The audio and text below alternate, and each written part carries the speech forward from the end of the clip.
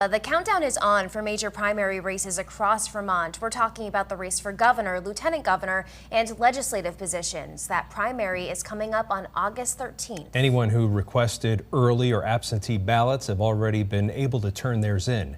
NBC5 Stephen Biddix joins us now live outside what will be a polling site this August and November. Stephen, what are the key races that the parties are focused on this year? Yes, Brian. Well, we're here on Market Street in South Burlington, where people actually now could drop off their early ballots, but Republicans are feeling very confident about their chances to win the governor's race once again. That's because their running back, Governor Phil Scott, who consistently polls as the highest rated governor in the nation.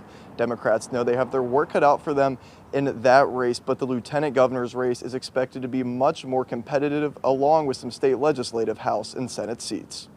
That's why they had a difficult time fielding a challenger against Governor Scott. You know, the governor's race was always going to be tough. With major party primaries coming up on August 13th, this is one of the first times in years Governor Phil Scott won't have a primary opponent. And for the general election, Democrats admit he's going to be tough to beat. You see that even Democrats realize that Governor Scott is incredibly popular and a good representative of where Vermonters are. And hard to get someone high profile to run against him.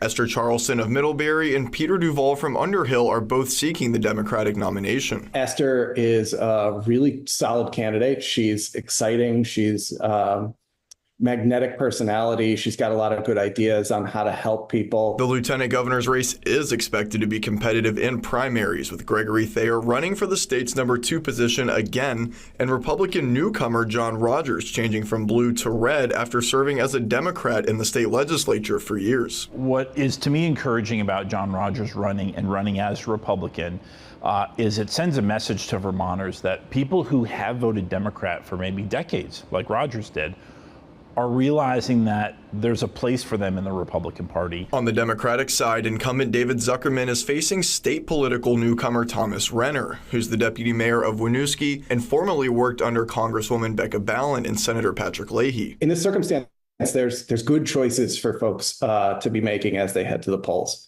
Can't say the same on the Republican side, obviously.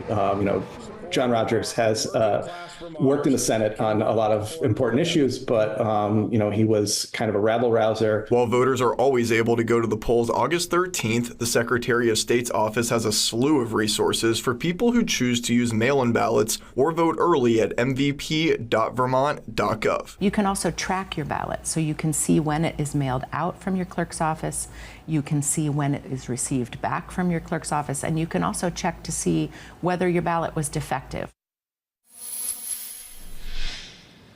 A link to that website is also on our webpage at mynbc5.com, and both parties tell me that they are expecting higher voter turnout this year, referencing more people turned out to vote for their school budgets, and also just saying with all the political action happening nationally, it's having a trickle-down effect to Vermont. Tonight we're live in South Burlington. Stephen Biddix, NBC5 News.